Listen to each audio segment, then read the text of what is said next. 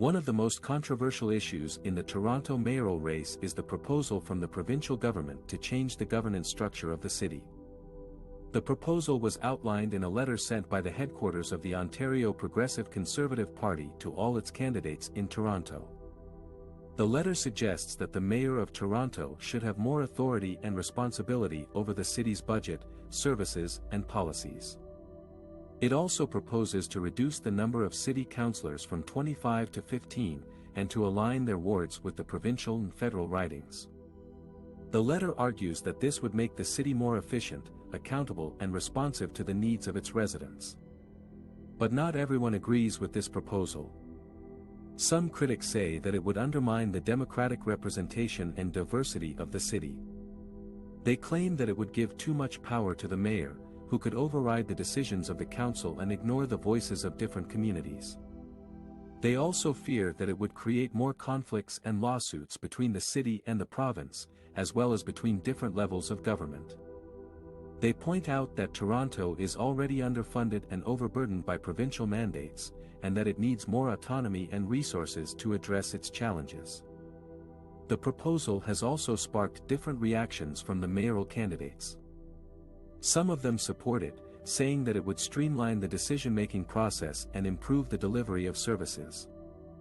They argue that it would make the mayor more accountable to the voters, and that it would reduce the influence of special interests and partisan politics on the council.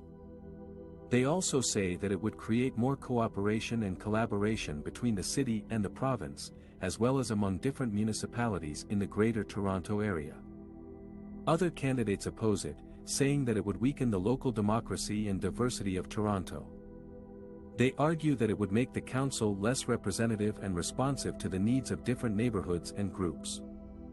They also say that it would create more centralization and concentration of power in the hands of one person, who could abuse it or misuse it.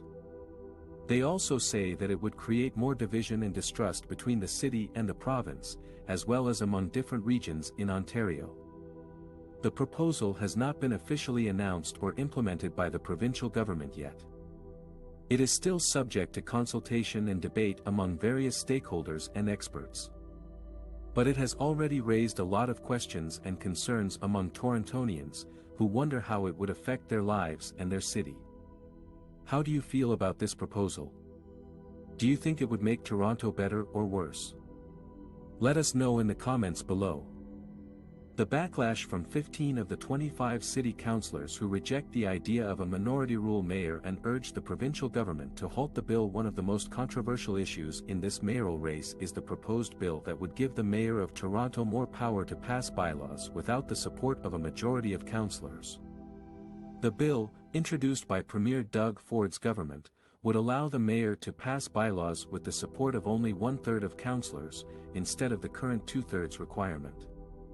This bill has sparked a backlash from 15 of the 25 city councillors who reject the idea of a minority rule mayor and urge the provincial government to halt the bill. In a joint letter, they wrote that the bill would undermine democracy, accountability, and public engagement in Toronto. They also argued that the bill would create more division and conflict at City Hall, instead of fostering collaboration and consensus. The 15 councillors who signed the letter are Anna Bailau, Mike Call, Shelley Carroll, Paula Fletcher, Joe Cressy, Mike Layton, Gord Perks, Kristen Wong Tam, Josh Matlow, Jay Robinson, Jennifer McElvey, Paul Ainsley, Cynthia Lai, Jim Karagiannis and John Fillion.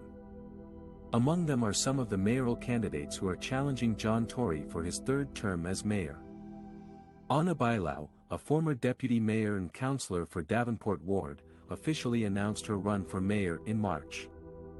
She has been critical of Tory's leadership and his support for the bill. She said that she wants to lead a city that is more inclusive, equitable and sustainable.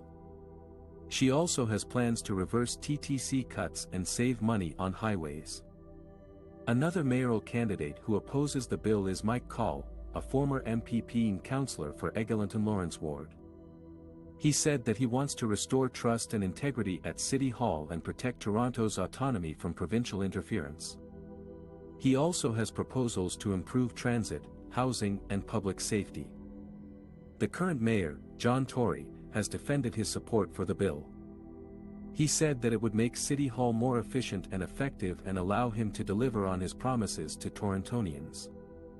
He also said that he would still consult with councillors and residents on important issues and seek consensus whenever possible.